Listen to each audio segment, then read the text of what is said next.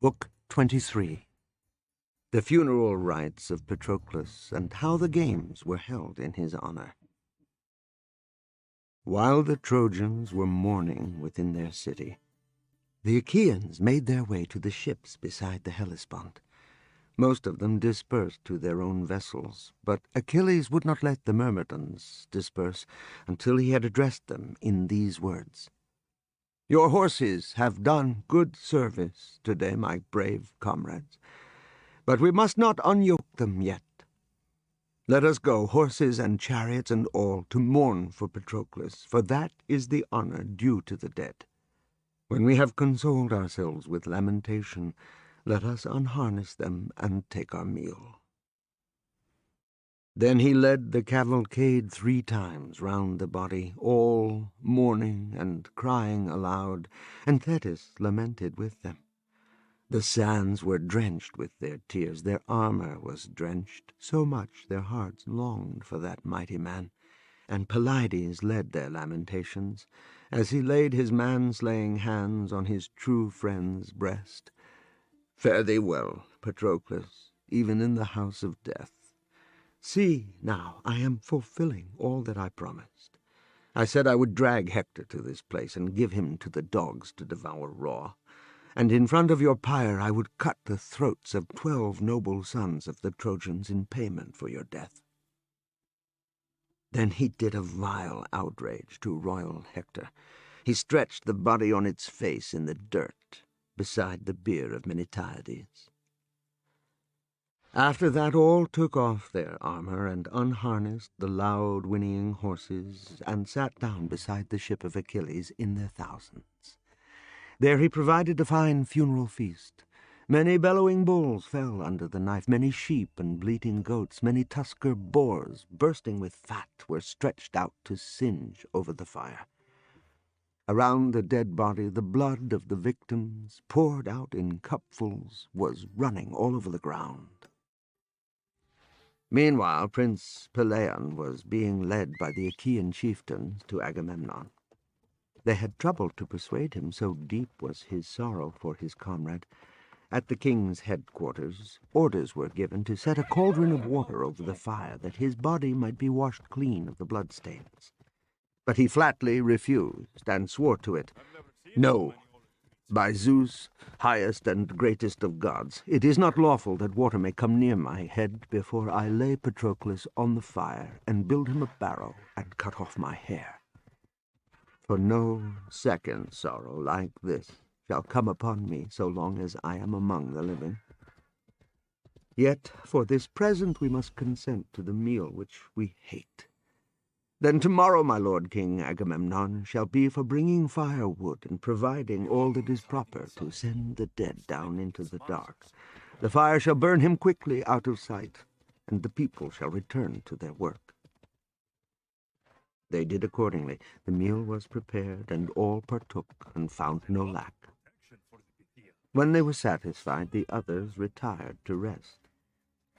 But Pelides lay with many of his myrmidons in the open air on the shore of the sounding sea, while the waves washed on the beach, lay groaning heavily until sleep fell upon him, a deep, sweet sleep that soothed the sorrows of his heart, for his strong limbs were weary with that long pursuit after Hector about the city of Ilios.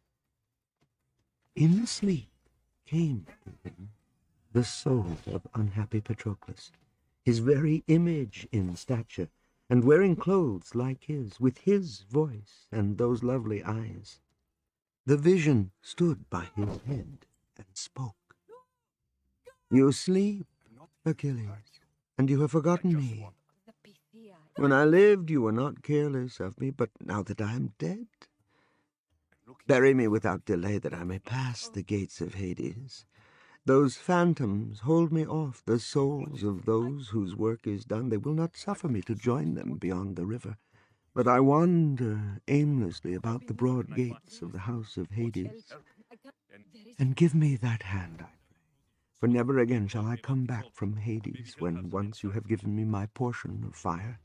Never again in life shall we go apart from our companions and take counsel together. But I am swallowed up already by that cruel fate which got me on the day I was born.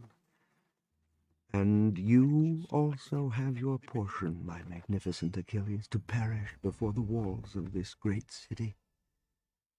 One thing more I say, and I will put it upon you as a charge if you will comply.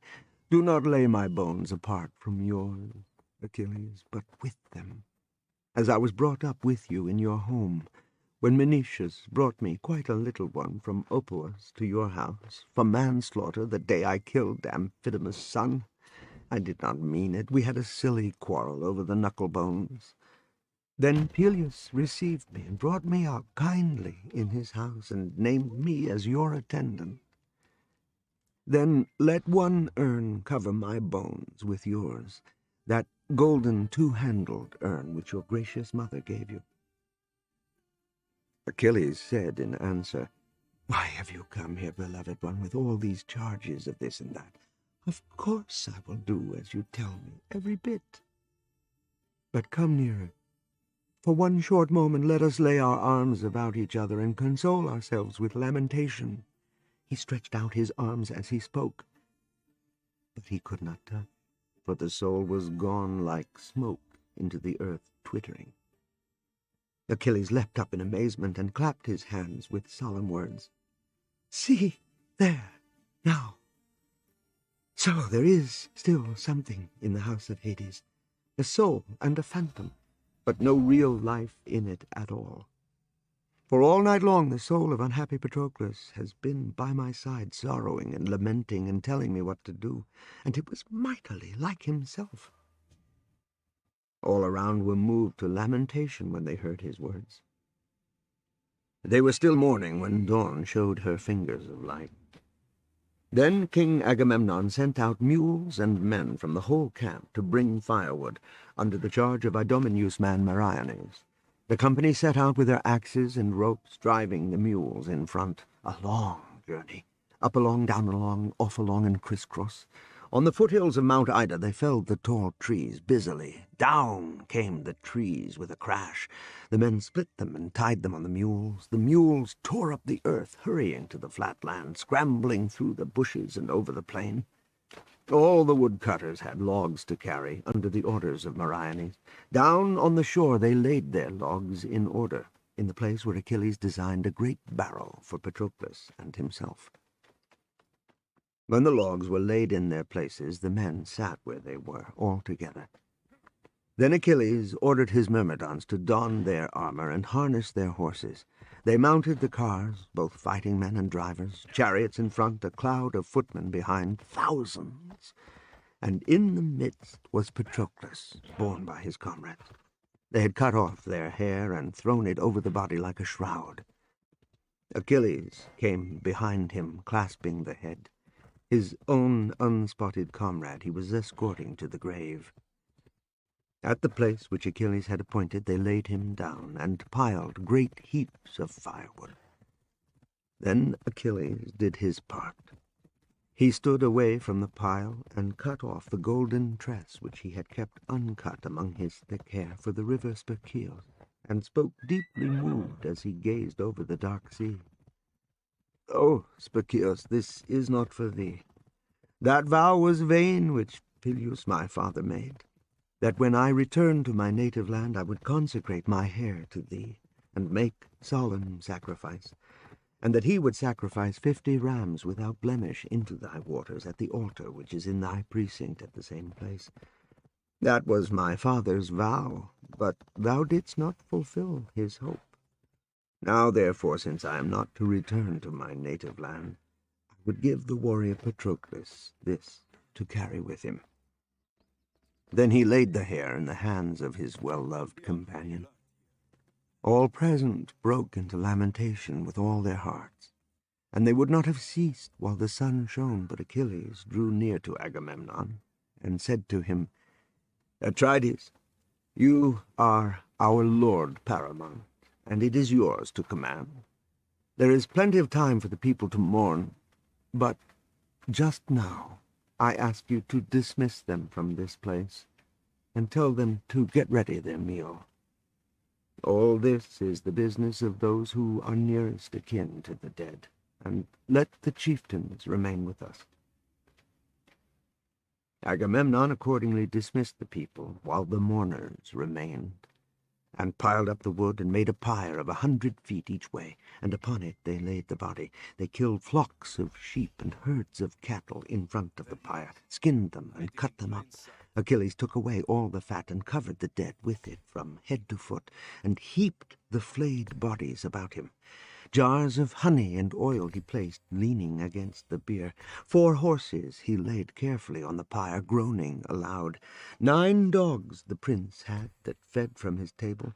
2 of these Achilles took and cut their throats and laid beside him. The 12 noble young Trojans he slew without mercy. Then he applied the relentless fire to consume all. And with a groan he called on his comrade's name. Fare thee well, Patroclus, even in the grave, fare thee well. See, I now fulfill all that I promised you before. Here are the 12 noble sons of Trojans. The fire is eating them round about you. Hector Priamedes, the fire shall not have to eat, but the dogs. But his threat was vain. No dogs were busy about Hector, for the dogs were driven off by the daughter of Zeus, Aphrodite herself, by day and by night. She washed the skin with rose oil of ambrosia, that it might not be torn by the dragging.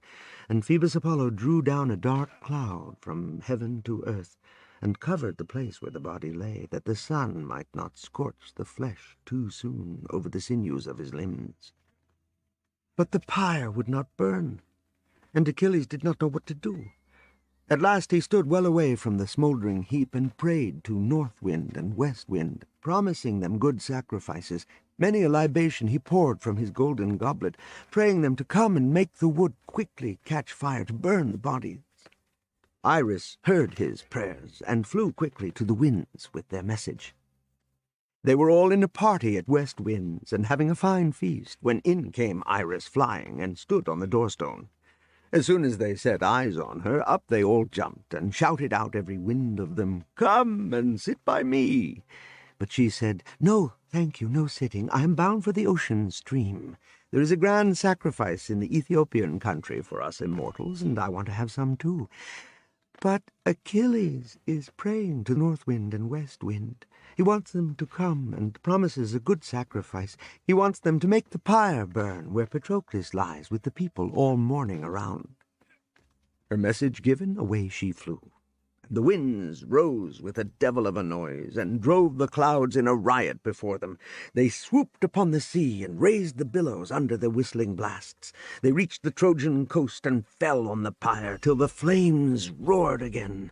All night long they beat upon the fire, together, blowing and whistling. All night long stood Achilles, holding his goblet, and dipped into the golden mixer, and poured the wine on the ground, till the place was soaked, calling upon the soul of unhappy Patroclus. As a father laments while he burns the bones of his own son, newly wedded and now dead to the grief of his bereaved parents, so Achilles lamented as he burnt the bones of Patroclus, stumbling up and down beside the pyre with sobbings and groanings. But at the time when the morning star goes forth to tell that light is coming over the earth, and after him the saffron mantle of dawn spreads over the sea, at that hour the flame died down and the burning faded away. Then the winds returned over the Thracian Gulf to their home, while the waters rose and roared. And then Achilles moved away from the pyre and sank upon the ground, tired out. Sleep leapt upon him and gave him peace. Now the people were all gathering round Agamemnon. They made such noise and uproar that Achilles sat up and said, Atrides, and you other princes, You must first quench the pyre with wine wherever the flames have touched. Then let us gather the bones of Patroclus Menetides, and be careful to find the right ones. They are easy to know, for he lay right in the middle, and the others were on the edge, horses and men together. His bones we must wrap in a double layer of fat, and lay them in a golden urn, until I myself shall be hidden in Hades. But I do not wish any great mound to be raised for him, only just a decent one. Afterwards another can be raised, both broad and high, by those of you who are left behind me." They did his bidding at once. First they quenched the pyre with wine wherever it had burnt and the ashes were deep. Then, weeping, they gathered the bones of their gentle companion and laid them covered with fat in a golden urn, which they wrapped up in fine linen and put away safely in the hut. Round the pyre they set up a circle of stone slabs to mark the outside limit, and shoveled earth within.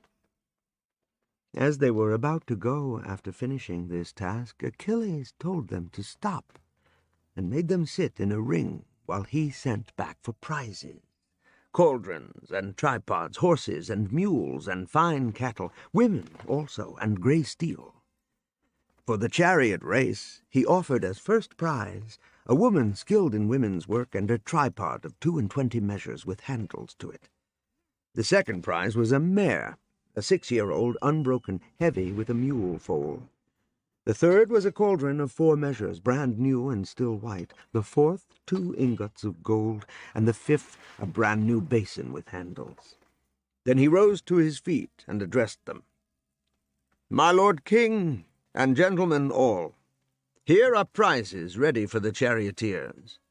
If our contests were held in honor of any other, I should be sure of carrying home the first prize, since you know how much the best my horses are, for they are immortal. Poseidon himself gave them to Peleus my father, and he lent them to me. But let me say that I and my horses will not come forward. Think of the glorious driver they have lost. How kind he was. How often he would wash their manes in pure water and pour soft oil upon them. And now they stand, trailing their manes in the dust and mourning him. Now they stand with sorrow in their hearts. The course is open to all the rest of you, whoever believes in his horses and car." The competitors quickly came up, and first by a long way Eumelos, Admetus' son, who was well known for horsemanship. Next came Diomedes and Odysseus, driving the 2 horses of Tros which he had taken from Aeneas when Apollo saved the man. Next, King Menelaus Atrides, with a pair of quick goers, Agamemnon's mare Sunshine Aethe, and his own horse Whitefoot Pedagos. Agamemnon's mare was the gift of Echepolus Anchises, a very rich man who lived in Sicyon, which he offered because he wanted to stay at home, happy, instead of going to war. The mare was eager for the race. Antilochus was the fourth who brought a team. This was the son of Nestor and Iliad, and the horses were Pylos bred. As he was getting ready, Nestor took the opportunity to give him some advice, although he was quite able to do without it. And this is what he said: "Zeus and Poseidon were very kind to you, Antilochus, when you were quite young, and they taught you all the art of horsemanship. Then I don't think there is much need to teach you anything, for you know well how to wheel round the post.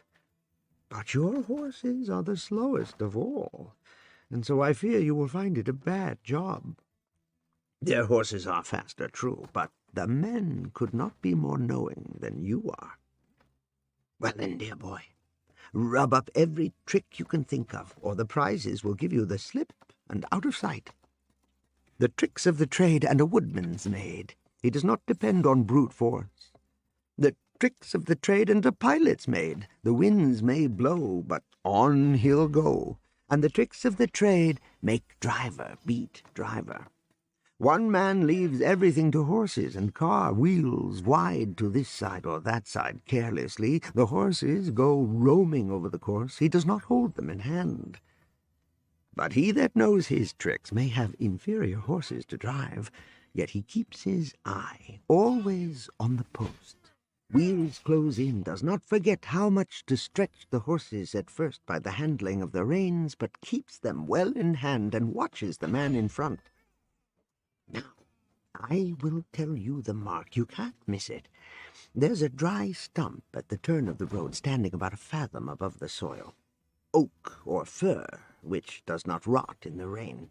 2 white stones are set against it, one on each side, and the land round this is smooth for horses. It may be the mark of some man dead long ago, or set up for a post in former days. And now Achilles has fixed it for the turning point of his race. Drive your car close, almost grazing the post, and yourself in the basket lean gently to the left. Give the goad to the off-horse with a call, and let him have rein. Let the near horse almost graze the post, so that the nave of the wheel seems almost to touch the surface of the stone. But do not let it touch, or you may wreck the car and damage the horses.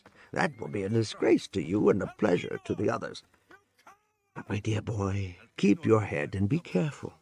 For if at the turning post you can cut in and get round in front, no man alive could catch you by a spurt or pass you, even if he were driving Arion, Adrastos' divine thoroughbred racer, or some of Laomedon's fine stock from this part of the world. Then Nestor returned to his seat, after telling his son all the ins and outs of the matter. Meriones was the 5th. When they were all ready, they mounted their cars and threw in their lots. Achilles shook them, and the lot of Antilochus leapt out.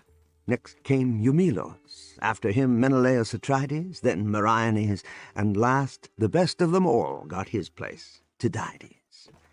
They took stand in a row, and Achilles showed them the turning point in the distant plain. He posted his father's man Phoenix as umpire to keep an eye on the running and report what happened. They were all off together at once, whipping up the horses, flicking them with the reins, crying them on furiously. The ships were left behind, and away they galloped. Their manes went flying on the wind, and clouds of dust rose under their bodies. The cars now ran steady, now bounded high. The drivers stood in their baskets with hearts beating high in hope. Every man called to his horses, and the horses flew over the ground. But when they had turned back seawards on the return course, then indeed each horse showed his mettle. Then indeed they forced the pace. At once Eumelos' mares took the lead, followed by the stallions of Diomedes, the famous breed of Tros. Not far behind, indeed quite close. They seemed ever on the point of trampling on Eumelos' car, and their breath warmed his back and shoulders as their heads leaned over his body. And now Diomedes would have passed, or at least made a dead heat, if Apollo had not been annoyed at his success. So he knocked the whip out of his hand. Tears of anger filled his eyes as he saw the mares going better than ever, and his own team slackening without the prick. But Apollo's cheating did not escape the eye of Athena. She picked up the whip and gave it back, encouraged the horses, ran after Eumelos furious, and broke the yoke of his chariot. His horses ran away off the road, and the pole was left dragging on the ground. The driver was rolled out over the wheel and barked his elbows and mouth and nose and bruised his forehead. Tears filled his eyes. He choked and could not utter a word. Tydides kept his team in hand and cleared them, galloping now far in front of the others, for Athena put spirit into the horses and made him win. After him came Menelaus. But Antilochus, who was next, shouted to his pair, "Go it, you two! Pull away! There's no time to waste! I don't ask you to beat that pair in front. Athena has made them go like that, and she will make him win. But do catch up, Atrides. Don't let his horses beat you. What a shame! Let a mare beat a pair of stallions? Why are you behind, my brave boys? I tell you plainly, and I shan't forget, there will be no more fodder for you in Nestor's stable. He will just cut your throats at once if we make poor sport by carelessness. After him! Put on a spurt! I know what to do. I'll head past him at the narrow way. He shan't escape me." They were fairly terrified by their master's shouts, and put on a spurt for a short time, until Antilochus saw the narrows. The road here led through a gully, and in one part the winter flood had broken down part of the road and made a hollow. Menelaus was driving in the middle of the road, hoping that no one would try to pass too close to his wheel. But Antilochus turned his horses out of the track and followed a little to one side. This frightened Menelaus, and he shouted at him, "What reckless driving, Antilochus! Hold in your horses, this place is narrow. Soon you will have more room to pass. You'll foul my car and destroy us both." But Antilochus only plied the whip and drove faster than ever, as if he did not hear. They raced about as far as the cast of a quoit swung from the shoulder of a lusty young man who tries what he can do, and then Atrides fell behind. He let the horses go slow himself, for he was afraid they might all collide in that narrow space, and overturn the cars and fall in a struggling heap. But he shouted angrily, "That was a nasty trick, Antilochus! Damn you! Why do we say that Antilochus always plays the game? Far from it! Still, you shan't get your prize without taking your oath." Then he called to the horses, "Now then, don't be slack, don't stand still there. It's hard on you, of course, but you'll see their feet and joints will fail before yours. Their young days are behind them." The horses took the hint and put on pace until they caught up the others. Meanwhile, the crowd was looking out for the horses. Soon they came flying along in clouds of dust. Idomeneus, the Cretan prince, was the first to see them. He was sitting away from the rest on high ground. He heard a shout and knew the man's voice. Then he made out a horse clear in front. He was roan, so far as he could see, with a white full moon on his forehead. He stood up and shouted to the spectators, "Hello, my lords and gentlemen! I spy horses. Can you see them too? Another team appears to be in front. Looks like another driver. The mares must have come to grief somewhere on the plain, but they were leading on the way out. I certainly saw them first at the turning, but now I can't see them at all. I have looked hard over the whole plain. Did he lose his reins? Couldn't hold them and failed at the turn? That's it. I think he was thrown out and wrecked his car, and the horses ran away at their own sweet will. Do get up and have a look too. I can't see clearly, but he seems to be that Aetolian prince. You know who. He has the city in Argos, Diomedes and Odysseus." Aias, Oileus' son, laughed scornfully and said, "Cataracts of talk, as usual, Idomeneus. There are the mares yonder, the old high-stepping racers. You are not the youngest man in the army, so much as all that. Those eyes in your head are not so much the sharpest of the whole nation, but always cataracts of words. You really should not be such a cataract orator before your betters. The same mares are leading that led before, and the same Eumelos holding the ribbons." This brought an angry reply from Idomeneus. "Quarrels are your best line, Aias, for you have not much sense, and for anything else we can all beat you easily. You are a stubborn one.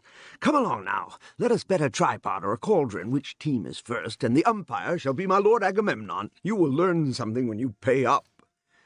Then Aias the runner jumped up to make a retort with more angry words, and the quarrel would have gone on, but Achilles stopped them by saying, "Don't abuse each other like that, you two, Idomeneus and Aias. It is quite out of place here. You would be the first to reprove anyone else who did that kind of thing. Sit down in your places and see what happens. They will soon be here themselves, and then everyone will know who is first and who is second." While he spoke, Tydides had come quite near, at the gallop, plying his whip down from the shoulder, and the horses were bounding along at full speed, kicking up clouds of dust over their driver, and the car, with its gold and tin plates gleaming, rolled behind. The tires left hardly a trace in the light dust, so quickly they flew. And now he was there in front of them, the sweat dripping from the horses' heads and chests. He leapt down from the car and leant the whip against the yoke. Nor was Sthenelus behindhand. He ran up and took the prize and then loosed the horses. The woman and the tripod were taken in charge by his comrades. Next Antilochus drove in, after beating Menelaus. By trick, not by merit. Even so, Menelaus was close behind, as near as a horse to the wheel when he trundles his master along at full speed. The tip of the tail touches the tire. That is pretty close. There is not much space between. Menelaus had got as near as that, and when he began there was a quoit's throw between them. But Menelaus soon caught up, for Agamemnon's mare Sunshine was in great form, and if the course had been longer she would have passed and left no doubt as to the winner. But Meriones was a spear's throw behind Menelaus, for his horses were slowest of all, and he was the worst driver for a race. Eumelos came in last of all, dragging his car behind and driving the horses in front. Achilles was very sorry for him and made no secret of his feelings. "The best man comes last," he said.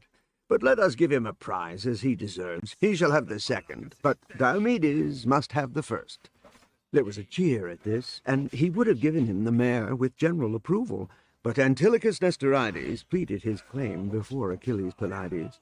"Achilles, I shall strongly resent it if you do what you have said, for you intend to rob me of my prize, and your only reason is that his horses and car came to grief, and himself too, though he is such a good man. Well, he ought to have made his prayers to heaven, and then he would never have come in last at all. If you are sorry for him and want to show your friendship, there is plenty in your quarters. There is gold, there is bronze and sheep, there are captive women and horses. Take some of that and give him even a bigger prize by and by, or even now, that everyone may be pleased. But the mare I will not give up. If anyone wants it, let him fight me for it." Achilles smiled, for Antilochus was his very good friend, and he was delighted with him. He answered, "Very well, Antilochus, if you say I am to fetch out something more to give Eumelos, I certainly will. He shall have the corselet I took from Asteropaeus, bronze with a slip of tin running round it. That will be a treasure for him." He directed Automedon to fetch it out from the hut. Automedon did so, and handed it to Eumelos, who received it with satisfaction. And now Menelaus rose in high dudgeon, for he had not forgiven Antilochus. The herald placed the staff in his hand and called for silence, and Menelaus proceeded to speak.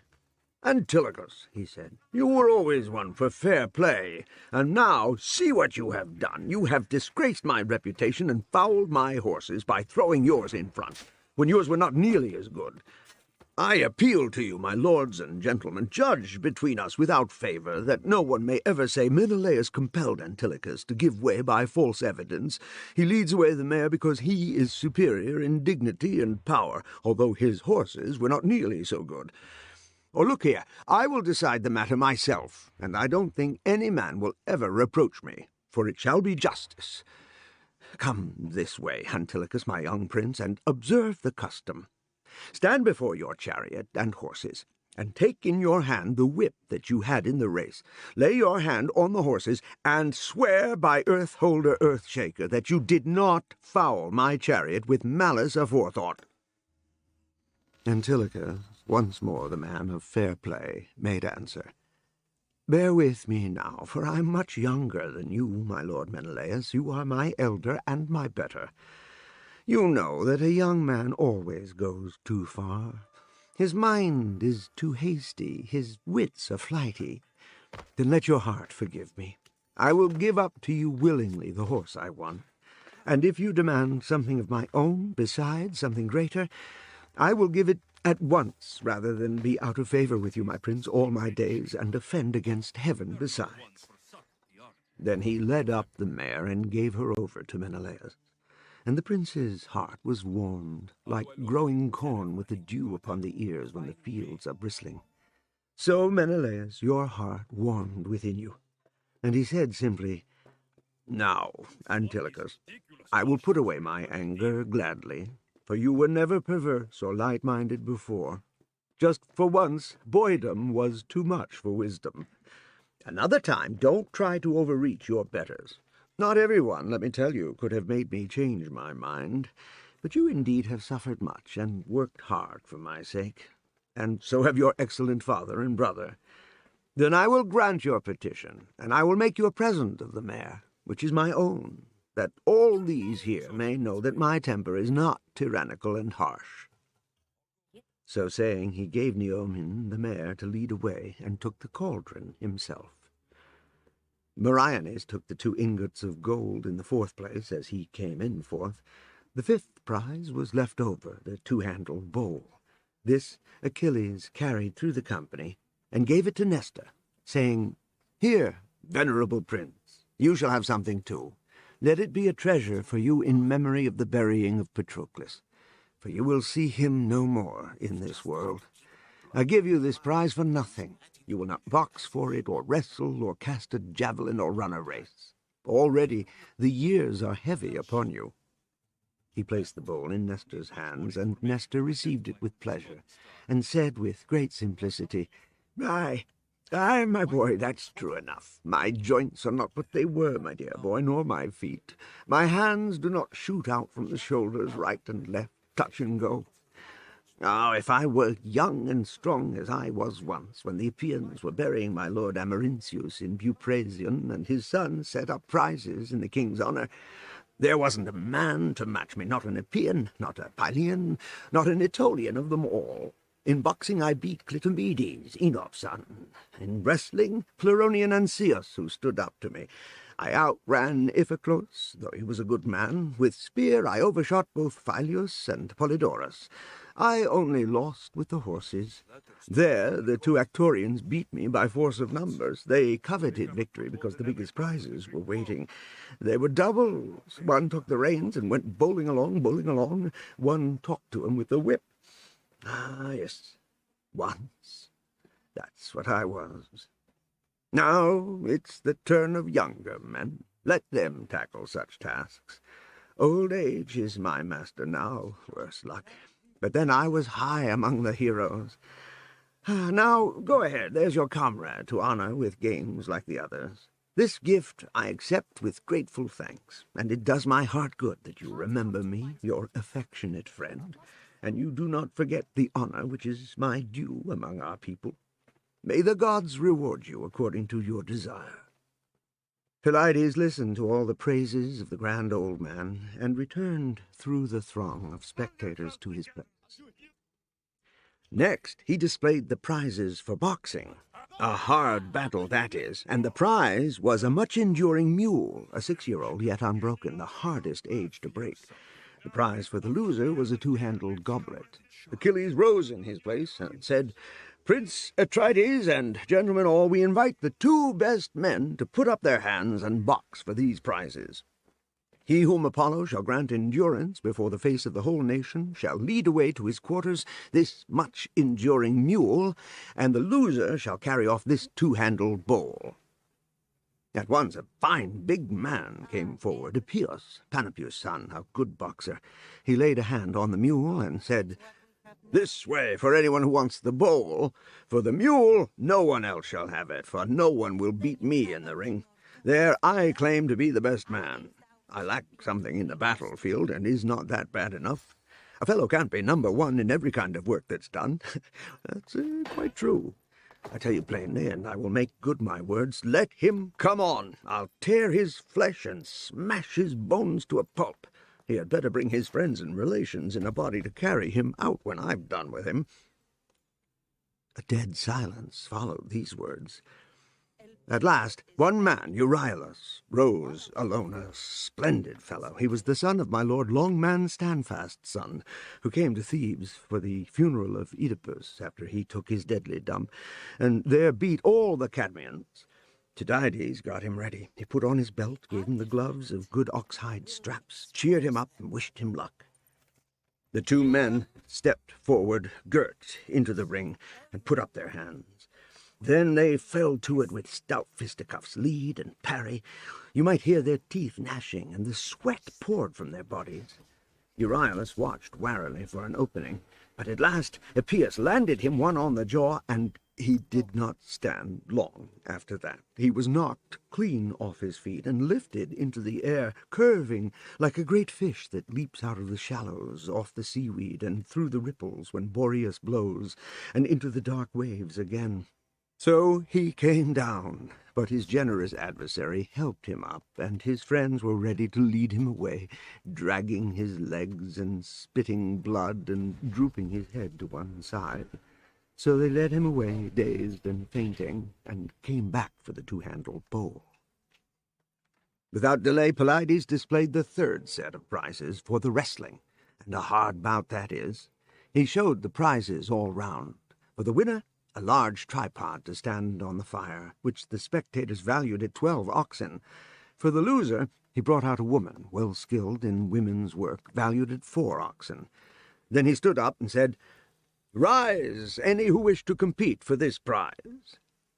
Up rose that large man, Telamonian Aeneas. Up rose Odysseus, the man who was never at a loss, who knew all the tricks of the game. They girt them and stood forth into the ring, and their strong arms took hold of one another with a close grip. Their bodies looked like a pair of balks, which a builder leans together to hold up a high roof. Their backs creaked as the hard hands pulled steadily. Drops of sweat came out. Blood-red wheals began to show on ribs and shoulders. Hard was their struggle for that fine tripod. But Odysseus could not bring his man down, nor could Aeneas, for Odysseus was too strong.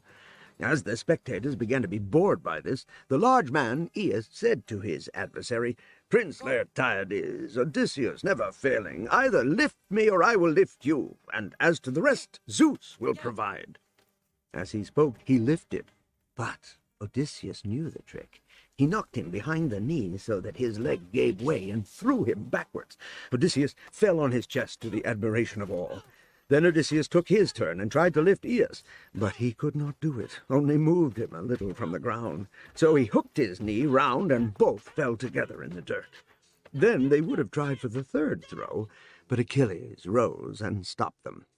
"That is enough," said he. "Don't tire yourselves out.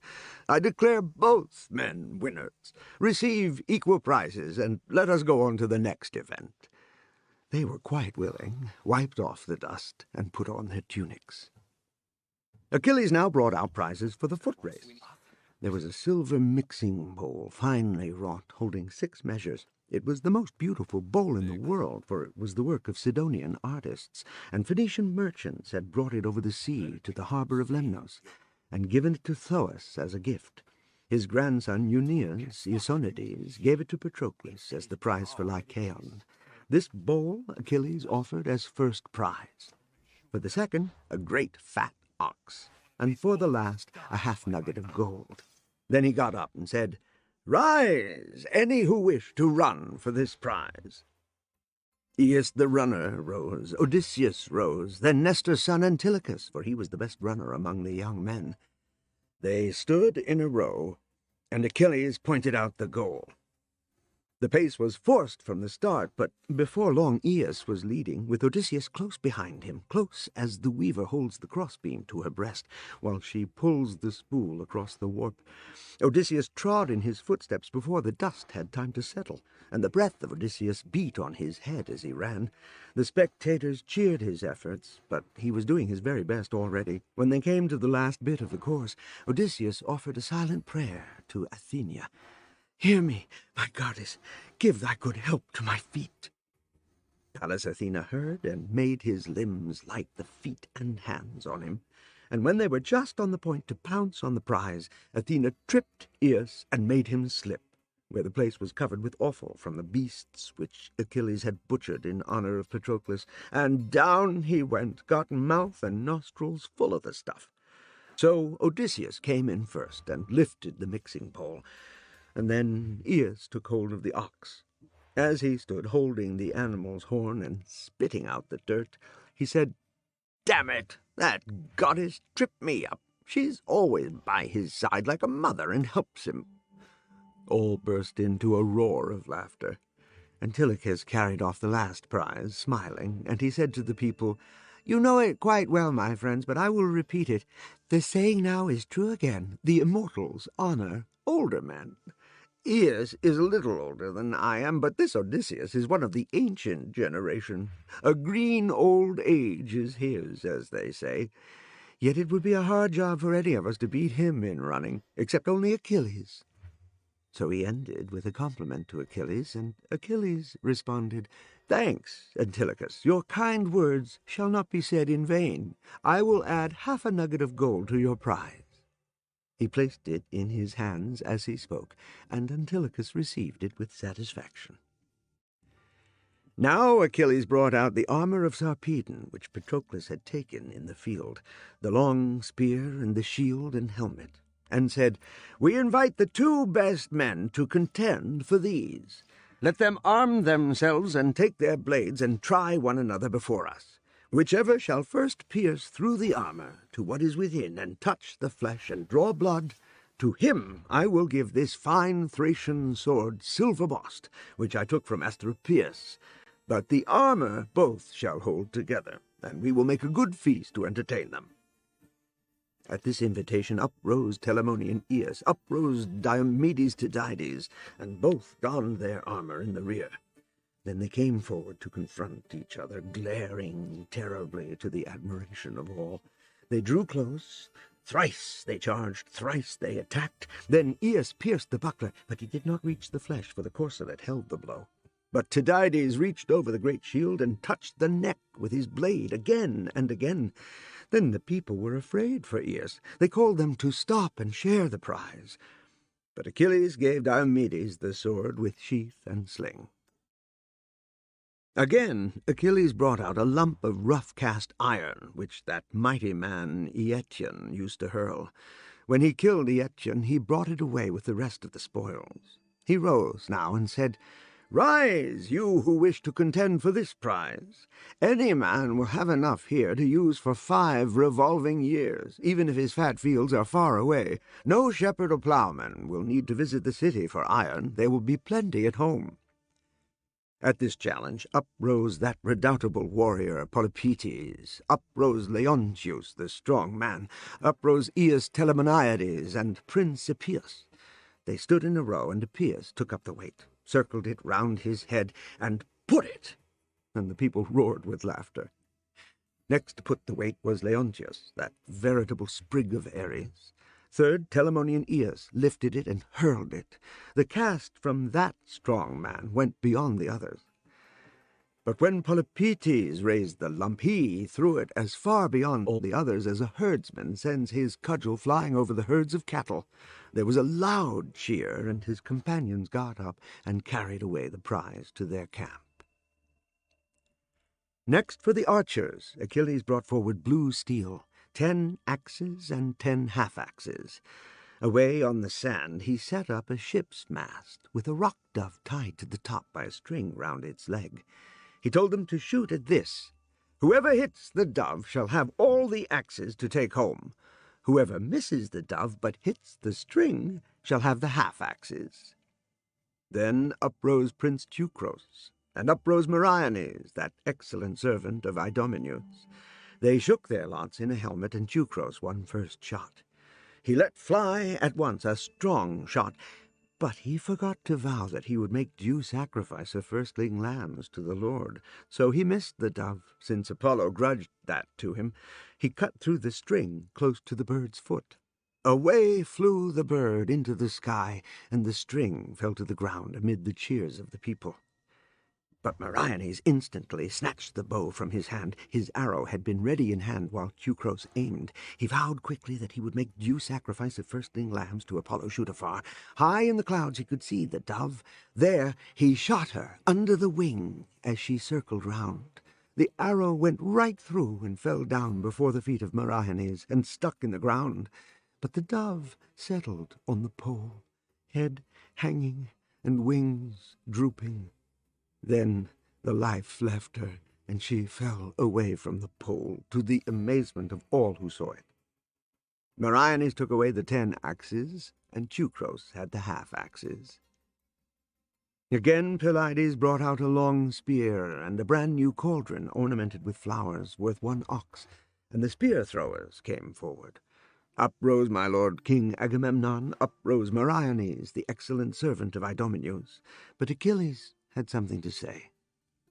"My lord king, we know how high you are exalted above all, and how you are the best in strength and in casting of spears. Very well, pray accept this prize and take it with you. But let us offer the spear to Meriones if you approve. At least that is what I should like." My lord King Agamemnon was content. He gave the spear to Meriones, and gave the prize into the hands of Talthybius, his herald. Book 24. How Priam and Achilles Met, and the Funeral of Hector. The assembly was dismissed, and the people dispersed to their own ships. Their thoughts were on food and quiet sleep. But Achilles wept, remembering his well-loved friend, and all-conquering sleep did not lay hold upon him. He turned this way and that way, thinking what manhood and fine temper he had lost with Patroclus, how many tasks he had wound up with him, how many hardships they had suffered together, wars with men, and cruel seas they had cloven. As he remembered these things, he shed hot tears, now tossing on his side, now on his back, now prone. Again he would rise up and roam, distracted, along the seashore. Never did he fail to see the dawn appear over sea and shore, and then he would harness the horses and fasten Hector to drag behind the car. 3 times round the barrow of dead Menetides he would trail him, then return to rest in the hut, leaving him stretched prone in the dust. But Apollo kept the skin free from defilement. Pitying the poor fellow, though dead, he wrapped him all about with his golden cape, that the dragging might never tear him. Thus Achilles maltreated Hector in his rage. But the blessed gods were offended at this pitiable sight, and wished to send Hermes Argifontes to steal him away. Most of the gods approved this, but not Hera, nor Poseidon, nor the bright-eyed maiden. They continued as they had been when first they came to hate sacred Troy, and Priam and his people, for the blind delusion of Alexandros. He had affronted those goddesses when they came to his farmyard, and he preferred the one who granted his shameful lust. But when the 12th dawn came, Phoebus Apollo said at last, "You are hard, my gods, you are torturers. Has not Hector in times past burnt you thigh pieces of bulls and goats without blemish? Yet you can't bear to save his dead body for his wife to see, and his mother and his son, and Priam his father, and his people. So let them burn him in the fire and perform the rites of burial. But that abominable Achilles, he is the man you want to help, gods. The man who has no sense of decency, no mercy in his mind, savage as a lion, which is the slave of his strength and furious temper, and hunts the sheep for dinner. Like him, Achilles has lost all pity. He has in him none of that shame which does great good to men as well as harm. A man may have lost some dear one, I suppose, a brother or even a son, but he weeps and laments, and there is an end of it, for the fates have given mankind a patient soul. But this man, after he has taken the life of noble Hector, ties him behind his car and drags him round his comrade's tomb. I declare that is not right or decent. We may well be shocked at him, though he is a brave man. Even the senseless clay he insults in his fury." This made Hera angry, and she retorted, "That might be all very well, Silverbow, if you are going to put Achilles and Hector in the same rank. Hector's a mortal, and sucked a woman's pap. But Achilles had a goddess for his mother. I brought her up myself from a little one, and gave her away as a wife to a man, to Peleus, who was in high favour with the immortals.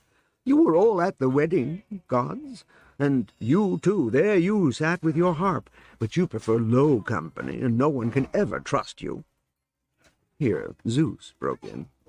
"My dear Hera, don't go and get spiky with the gods. They shan't be in the same rank at all. But Hector really was a prime favourite with the gods, more than any man in Troy. Oh, at least I thought so, for he never failed in his friendly offerings. My altar was never without a good feast, or libations and spicy savours, our special prerogative. But let stealing alone. It can't be done. We can't steal away Hector so that Achilles won't see, for there is his mother on guard night and day. No, let one of you call Thetis before me, and I will give her some good advice. Achilles must accept ransom from Priam, and let him have Hector." This was no sooner said than Stormfoot Iris was off with her message. Midway between Samothrace and rocky Imbros, down she plunged into the dark sea with a splash, plunged into the deep like a leaden plummet on a hornbait which carries death to the greedy fishes. She found Thetis in a vaulted cave, and the other nymphs of the sea sitting round her. She was lamenting her perfect son, doomed to perish in Troy, so far from his native land. Iris stood before her and said, "Rise up, Thetis. Zeus all-wise summons you before him." Silverfoot Thetis answered, "Why does the great god summon me? I'm ashamed to show myself among the immortals when my heart is so full of infinite sorrow. I will go. No word that he speaks will be spoken in vain." She took a dark veil, as black as any garment could be, and followed Iris, and the water gave way before them. They stepped out on the beach and shot up to heaven. There they found Cronades all-seeing, and the deathless gods were seated about him in full assembly. Athena was next to Father Zeus, but she gave up her seat to Thetis. Hera placed a golden cup in her hands with friendly words of welcome, and Thetis drank and gave back the cup. Then the father of gods and men spoke. "So you have come to Olympus, goddess Thetis, although you are sad and your heart is full of sorrow that will not be comforted. I know that myself. But still I sent for you, and I will tell you why. For 9 days there has been quarreling in our family about Hector's body and Achilles. They want Argifontes to steal the body away.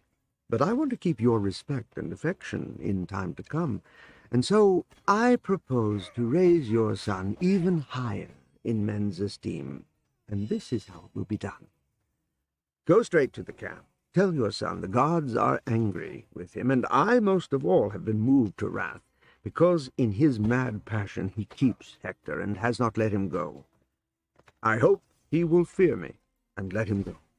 I will send Iris myself to King Priam and bid him to visit the Achaean camp and ransom his son. He shall bring treasure enough to warm the heart of Achilles." Thetis lost no time. She made haste to her son's hut, and found him there, sobbing and groaning. His companions were busy preparing their meal. They had just killed a shaggy ram which lay in the hut. His mother sat near him and stroked his head, saying, "My child, how long will you eat your heart out with sorrow and lamentation? Never a thought for bread or bed? Even a woman to love you is some comfort.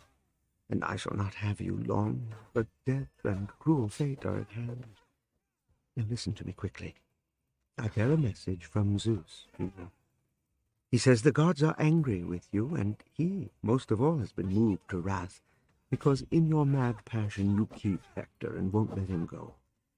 Take haste now, take ransom, and let him go." Achilles answered, "Let someone come here with a ransom and take the body, if the Olympian himself commands and really means it." Long the mother and the son talked together without concealment, heart to heart. And at the same time Cronades was sending Iris to Iliad. "Off you go, Iris, my quick one. Leave Olympus behind you and hasten to Troy. Announce to King Priam that he is to go to the Achaean camp and carry treasure enough to warm the heart of Achilles. He must be alone. Not another man of the Trojans must go with him. But a herald may attend him, some old man, to drive the mules and the wagon, and also to bring back the body of him that Achilles slew. Do not let him fear death or be anxious at all. I will provide for that by sending Argifontes as his escort, to lead him as far as Achilles. And when he shall lead him into the hut, neither Achilles nor anyone else shall kill him. For Achilles is not stupid or thoughtless or impious. He will be most scrupulous to spare a suppliant man." Away went Stormfoot Iris on her errand. She came to Priam, and there she found groaning and lamentation. The sons were sitting in the courtyard about their father, soaking their garments in tears. The old man was in their midst, wrapped closely in his mantle, with muck smeared all over head and neck, which he had clawed up in handfuls as he grovelled on the ground. In the house his daughters and his good daughters were wailing, as they called to mind all those brave men who lay dead by their enemies' hands. The messenger drew near to Priam. He fell into a fit of trembling, and she spoke softly to him. "Fear nothing, Priamos Dardanides. Be not anxious at all. I come here with no evil tidings, but with good in my heart for you. I am a messenger from Zeus, who far away cares for you much and pities you. The Olympian bids you ransom Prince Hector. You are to carry treasure to Achilles, enough to warm his heart, You must be alone. No other Trojan must go with you, but a herald may attend you, some old man to drive the mules and wagon, and to bring back the body of him that Achilles slew. You are not to fear death, or to be anxious at all. Zeus will provide for that by sending Argifontes as your escort, and he shall lead you as far as Achilles. Even when he shall lead you into the hut, neither Achilles nor anyone else will kill you, for he will prevent them. Achilles is not stupid or thoughtless or impious, and he will be scrupulous to spare a suppliant man." She gave her message, and she was gone. The old king gave orders at once to get ready a mule wagon and to put on the top carrier. Meanwhile he went into his treasure chamber, roofed with sweet-smelling cedar, in which he kept many precious things, and called to his wife Hecabe, "My dear, what a surprise! An Olympian messenger has come from Zeus, that I am to go into the Achaean camp and ransom our dear son. I am to carry treasure enough to warm the heart of Achilles. Now then, tell me, what do you think about it? As for me, I am terribly anxious to go and visit the Achaean ships and the Achaean camp." The woman shrieked and said, "Oh, misery! Where are your wits flown? Once you were famous for good sense throughout your kingdom and even in foreign lands. How can you wish to visit the Achaean ships alone, to meet the eyes of the man who has killed and stripped so many of your brave sons? Your heart must be made of steel. If he sets eyes on you, if he gets hold of you, that is a faithless man, a cannibal. He'll never have pity, he'll never have mercy. No, no, let us stay in our own house and lament him far away. As for him, that is how inflexible fate spun her thread for him when I brought him forth from my womb, to be devoured by carrion dogs far from his father and mother in the house of a violent man. Oh, I could fix my teeth in his liver and devour it. That would be some revenge for my son. The man he slew was not playing the coward's part. He was standing to shield Trojan men and Trojan women, and thought neither of shelter nor of flight." The old king answered, "Don't hold me back when I want to go. Don't be a bad omen for me yourself. You will never persuade me. If someone else had bidden me go, a mere mortal man, such as a priest or seer or diviner, we might think it falsehood and keep clear of the whole thing. But now I heard a god's voice with my own ears. I saw with my own eyes. Go I will, and his word shall not be in vain. If it is my portion to die in the Achaean camp, I am willing. Let the man kill me on the spot, when once I have held my son in my arms and lamented him as I have so longed to do." Then he opened the store chests and took out 12 resplendent robes, and 12 singlet cloaks, as many rugs and white sheets, as many tunics. He took out gold and weighed 10 nuggets, next 2 shining tripods and 4 cauldrons, and a magnificent goblet which a Thracian embassy had presented, a great treasure. Not even this did he grudge, for he greatly desired to ransom his son. Lastly, he drove away all the people from the corridor with a good rating. "Get out, for shame! Don't make yourselves a nuisance here. Have you no mourning at home, that you come here to vex me? What good have you gained that Zeus Cronades has sent trouble upon me, and I have lost the best of my sons? You shall find that out yourselves when you will be easier than ever to kill, now that man is dead. Oh, may I go down to the gates of death before I see the city wasted and sacked before my eyes." He hurried among them, driving them out with his staff, and then he cried out to his sons. There were 9 of them in the place, Helenos and Paris and Agathon, Pammon and Antiphonus and Polites, Deiphobus and Hippothous and Dios. "Make haste there, you worthless sons. I'm ashamed of you, hang-dogs. I wish you had all been killed instead of Hector. How unhappy I am. I had the best sons in the broad land of Troy, and I declare not one is left. Nestor, too good for this world, and Troilus, the famous chariot fighter, and Hector, who was like one come down from heaven to live on earth. He seemed to be no son of mortal man, as if a god must have been his father. These are all killed in battle, and Only rubbish is left, cheats and tumblers, heroes of the dancing floor, grand men to raid their neighbors' cattle and sheep. Get ready a wagon, will you, and be quick about it, and put in all this stuff. We have a journey to make." They were all startled by their father's outburst and got to work. So they brought out a fine new mule wagon with its wheels and fastened on the top carrier. They took down from the peg a boxwood yoke fitted with knob and rings for the reins. Then they brought out the yoke with its yoke band, 9 cubits long, and fitted it on the pole at the curving end and the ring over the pin. They tied it over the knob with 3 turns to left and right, and carried the rope back to the car post, tucking the tongue under the rope. This done, they brought out from the treasury all the precious things for Hector's ransom, and packed them on the wagon.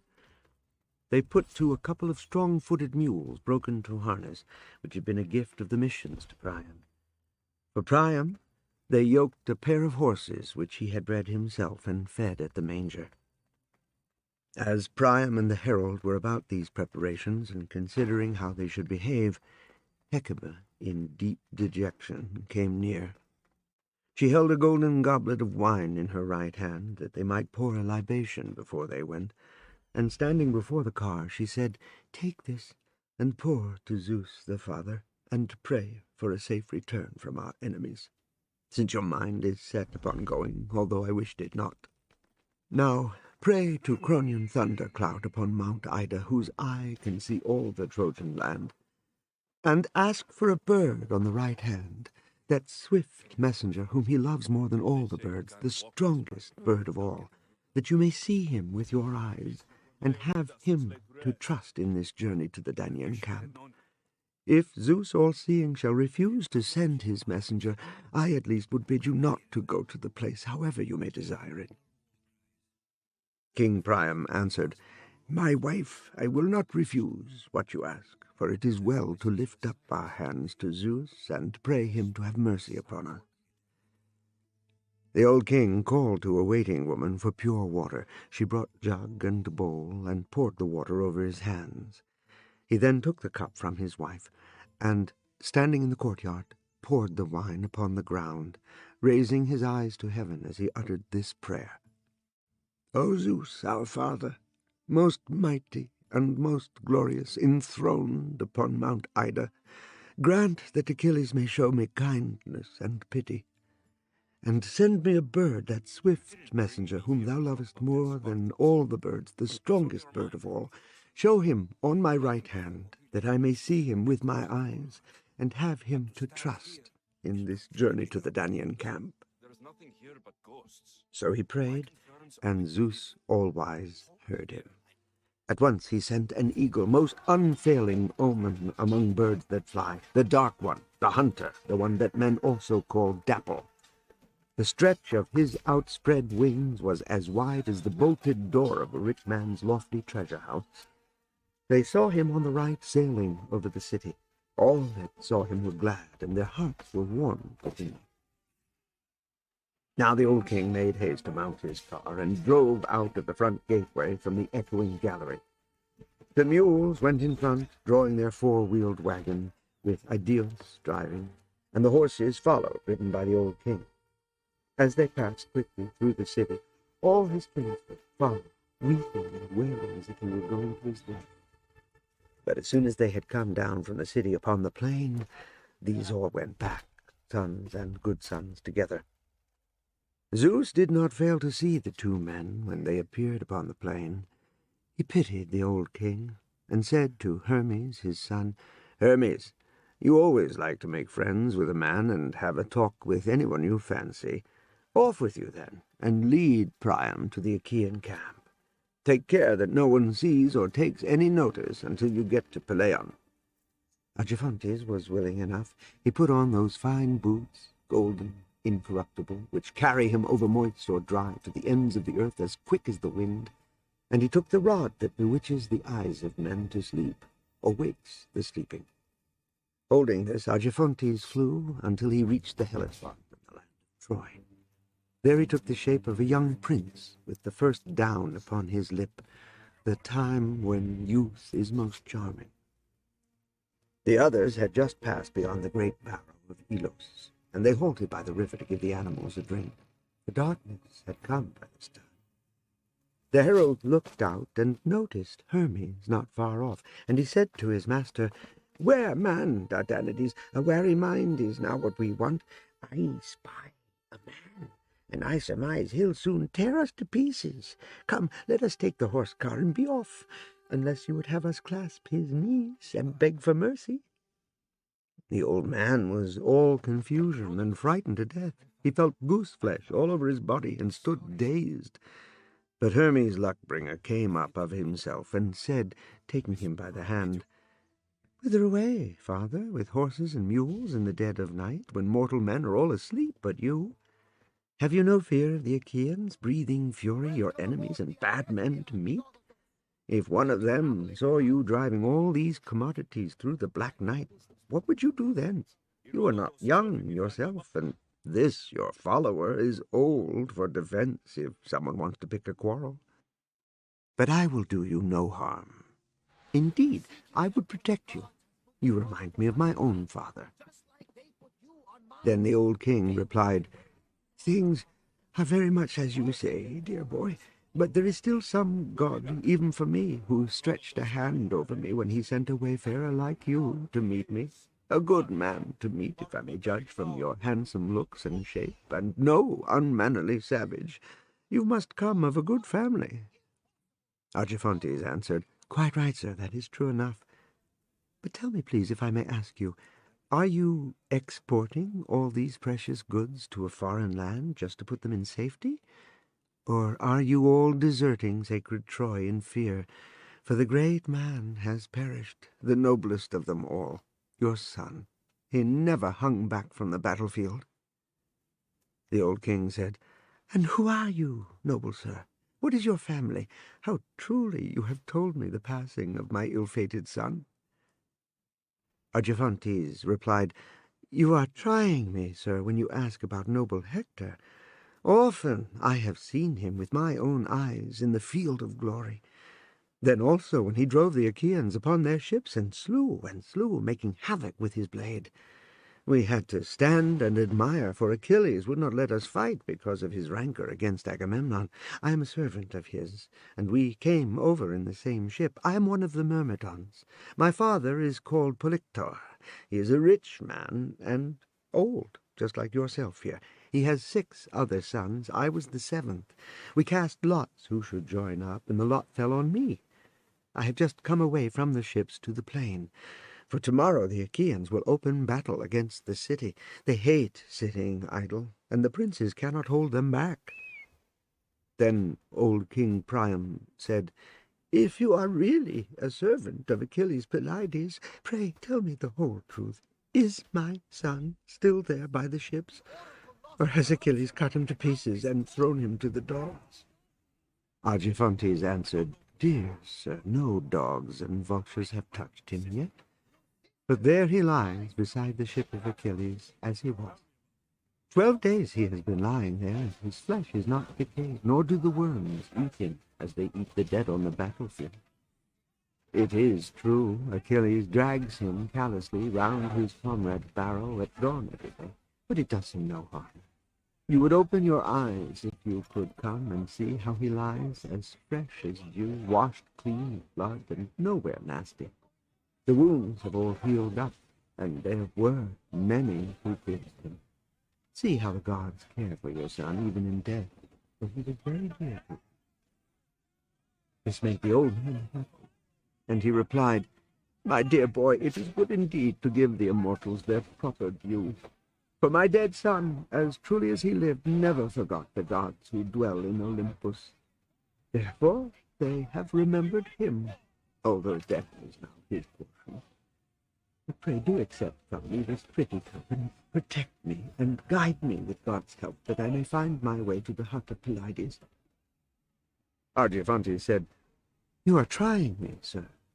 You are old and I am young, but I cannot consent when you ask me to accept a gift behind the back of Achilles.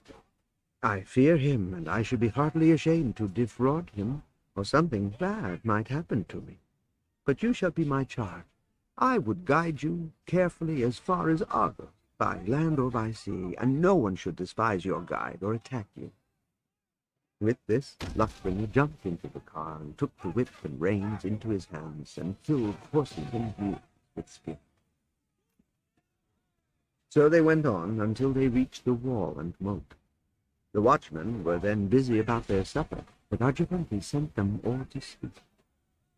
He ran back the bars and opened the gates, and brought in Priam and the wagon with its precious cargo. They came at last to the hut of Achilles. It was a tall building which the men had made for their prince, walls of fir planks thatched with a downy roofing of reeds which they had gathered from the meadows. In front was a wide courtyard surrounded by thick-set stakes. The door was held by one firwood bar. It took 3 men to push home the bar, and 3 men to pull it open, but Achilles could push it home by himself. This time Hermes jumped down and opened the door for the old king, and brought in the precious gifts for Achilles. After that he said, "I must tell you, sir, that I am an immortal god, Hermes, and my father sent me to be your guide. But I must go back now, and I must not show myself to Achilles. It would be a shocking thing if a mortal should entertain an immortal god for all to see.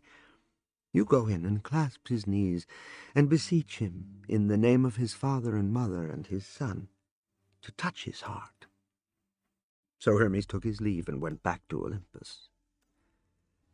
But Priam dismounted and went towards the house, leaving Idaeus where he was to hold the horses and mule. He found Achilles alone. Only 2 were waiting upon him, Automaton and Alcimus, and he had just finished eating and drinking. The table was still beside him. Priam came in, but they did not see him. He came near Achilles and clasped his knees and kissed the terrible, murderous hands that had killed so many of his sons. Achilles looked with amazement at royal Priam, and the 2 men also were amazed and stared at each other, as people stare when someone from a foreign land takes refuge in a rich man's house after he has killed a man in a fit of madness and has to flee the country. Then Priam made his prayer. "Remember your own father, most noble Prince Achilles, an old man like me near the end of his days. It may be that he is distressed by those who live round about him, and there is no one to defend him from peril and death. But he, indeed, so long as he hears that you still live, is glad at heart, and hopes every day that he will see his well-loved son return home from Troy. But I am all unhappy, since I had the best sons in the broad land of Troy, and I say not one of them has been left. 50 had I when the men of Achaea came, 19 born to me of one womb, the others of women in my household. All those many have fallen in battle, and my only one, who by himself was our safeguard, that one you killed the other day, fighting for his country, Hector. For him I come now to your camp to redeem him from you, and I bring a rich ransom. O Achilles, fear God and pity me, remembering your own father. But I am even more to be pitied. I have endured to do what no other man in the world has ever done, to lift my hand to the lips of the man who slew my son." As he said it, he lifted his hand to the face of Achilles, and the heart of Achilles ached with anguish at the thought of his father. He took the old man's hand and pushed him gently away. So the 2 thought of their dead and wept, one for his Hector while he crouched before the feet of Achilles, and Achilles for his own father, and then for Patroclus. When his agony had passed and he could move again, he got up from his seat and raised the old man by the hand, pitying his white hairs and white beard, and spoke simply from heart to heart. "Ah, poor man, indeed your heart has borne many sorrows. How could you come to the Achaean camp alone? How could you bear to look on the man who killed all your noble sons, as I have done? Your heart must be made of steel. Come now, sit down upon a seat. We will let our sorrows lie deep in our hearts a while, for there is no profit in freezing lamentation. This is the way the gods have spun their threads for poor mortals. Our life is all sorrow, but they are untroubled themselves. Zeus has 2 jars of the gifts that he gives standing upon the floor beside him, one of good things and one of evil things. When the thunderer mixes and gives, a man meets with good sometimes and bad other times. When he gives all bad, he makes the man despised and rejected. Grinding misery drives him over the face of the earth, and he walks without honor from gods or from men. And so with Peleus the gods gave him glorious gifts from his birth, for he was preeminent in the world for wealth and riches. He was king over the Myrmidons, and although he was mortal, they made a goddess his wife. But God gave him evil, too, because he got no family of royal princes in his palace, but only one son, to die before his time. And now he is growing old, and I cannot care for him, for I am here in Troy, far from my country, troubling you and your children.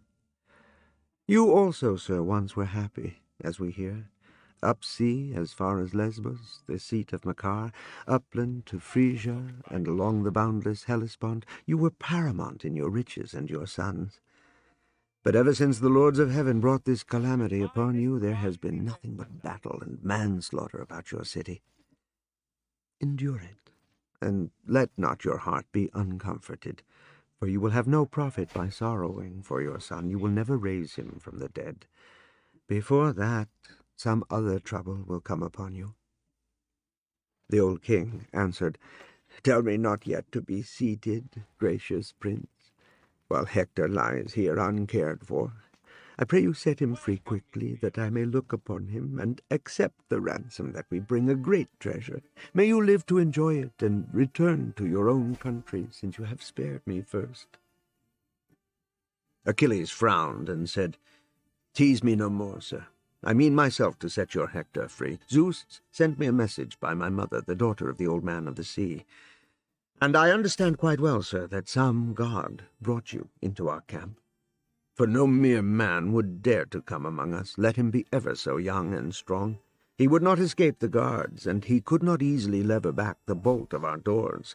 Then provoke my temper no more in my sorrow, or I may not spare even you, sir, although you are a suppliant, and that would be sin against the commands of Zeus." The old man was afraid and said no more.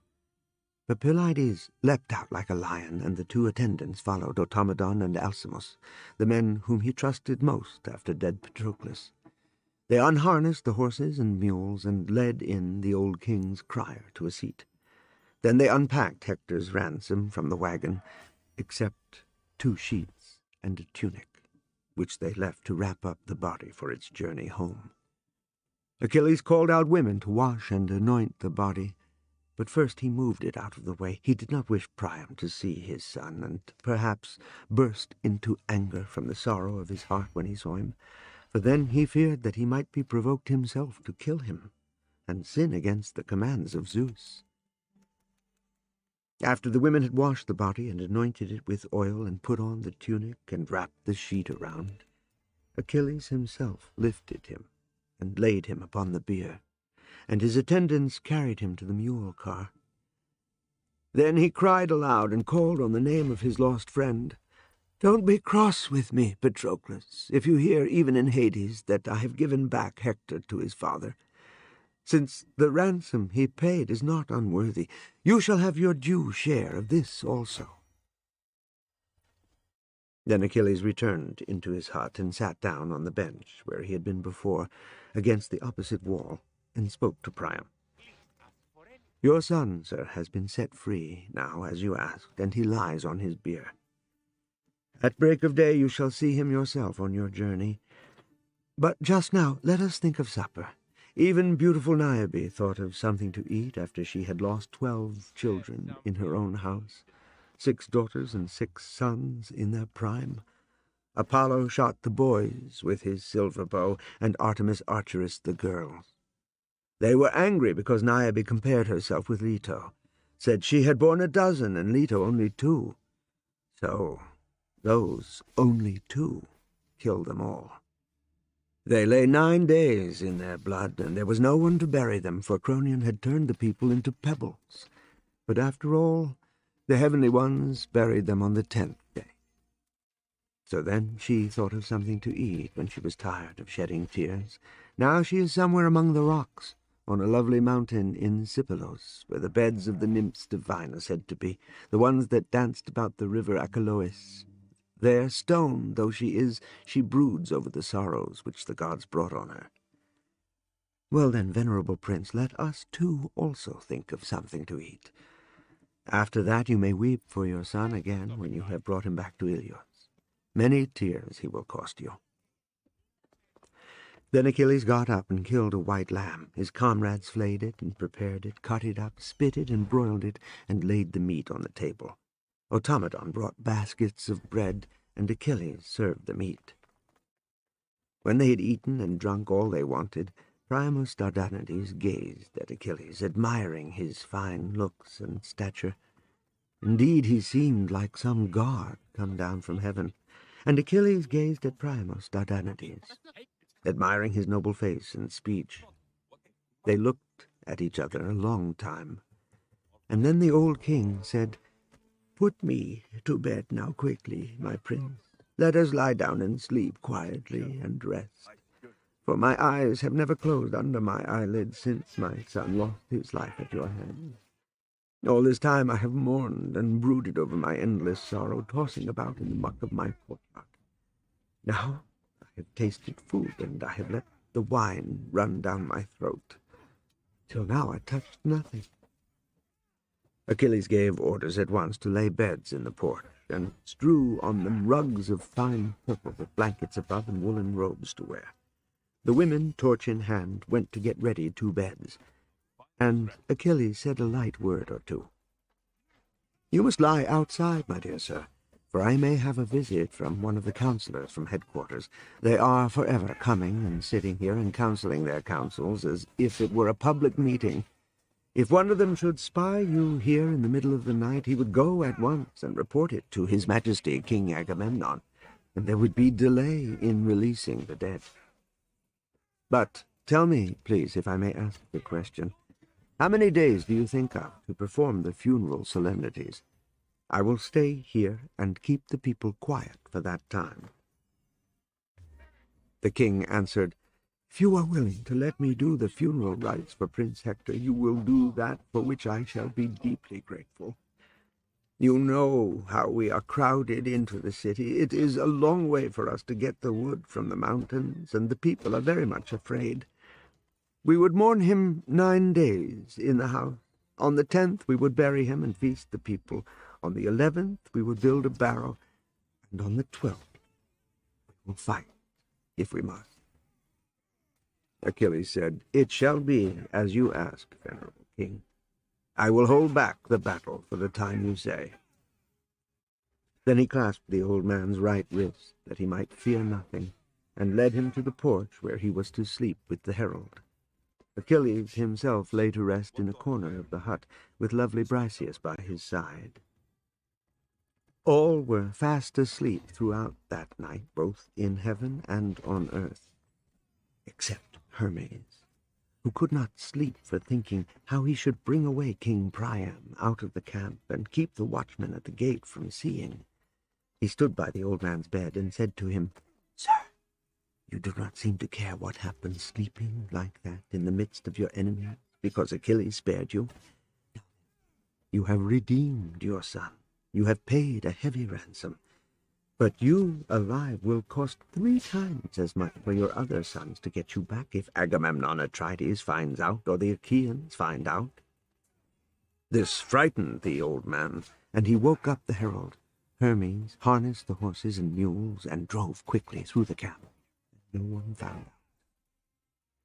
But when they reached the ford of the Xanthos, Hermes left them and returned to Olympus.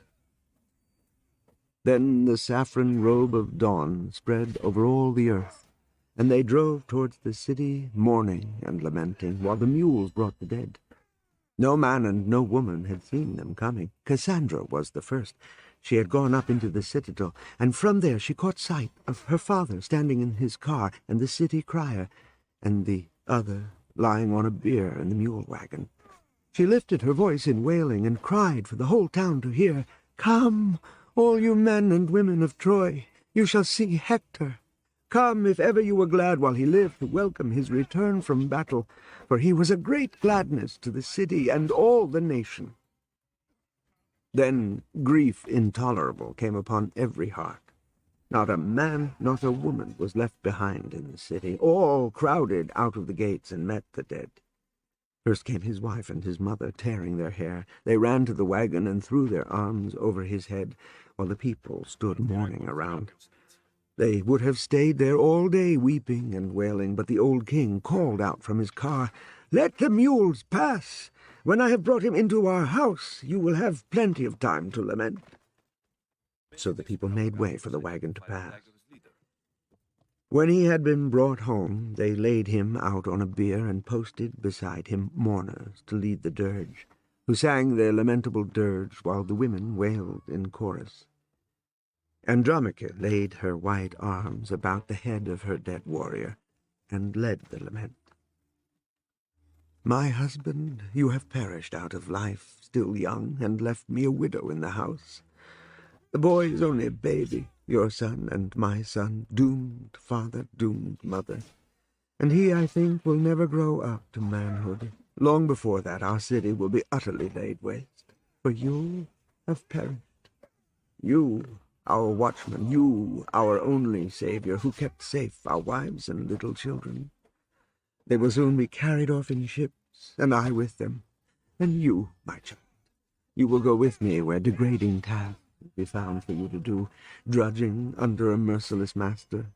Or some enemy will catch you by the arm and throw you over the wall to a painful death in revenge, perhaps, for some brother that Hector killed, or father, or son, maybe, since many a man bit the dust under the hands of Hector.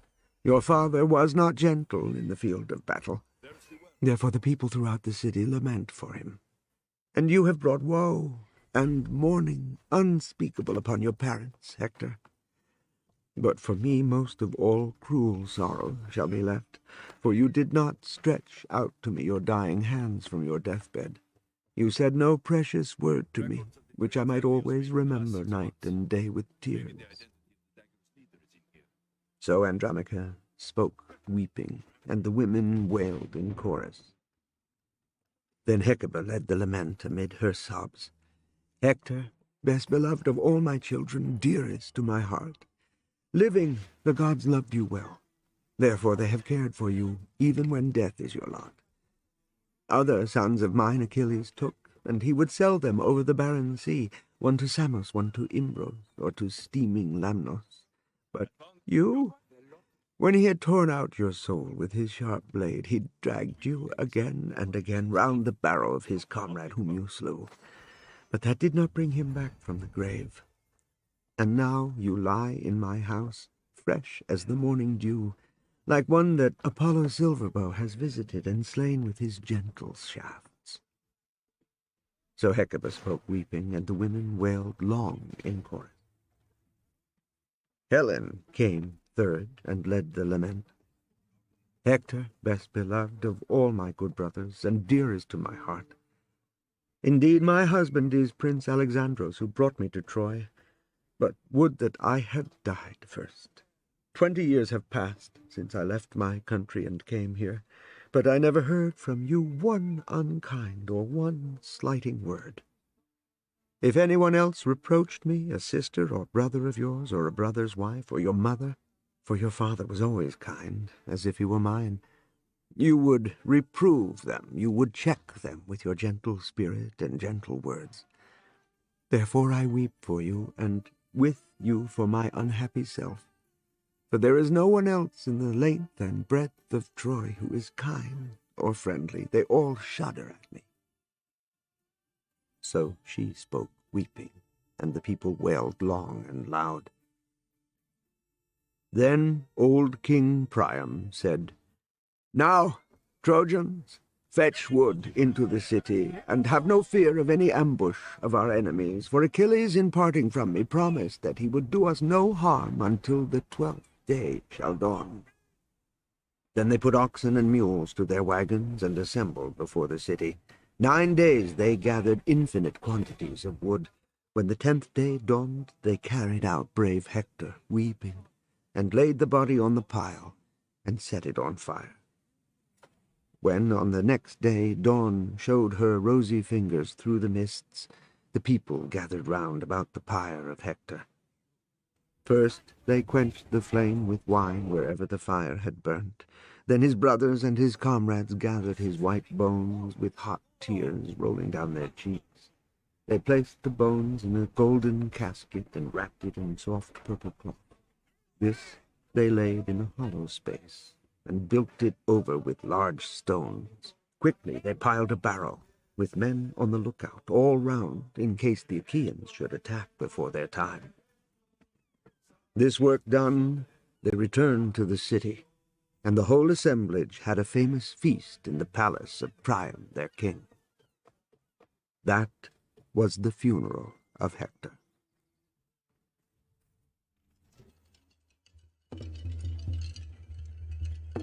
This concludes the reading of the Iliad by Homer, translated by W.H.D. Rowling. This book was read by Anthony Heald. This unabridged recording was produced in 2008 by Blackstone Audio Inc., which holds the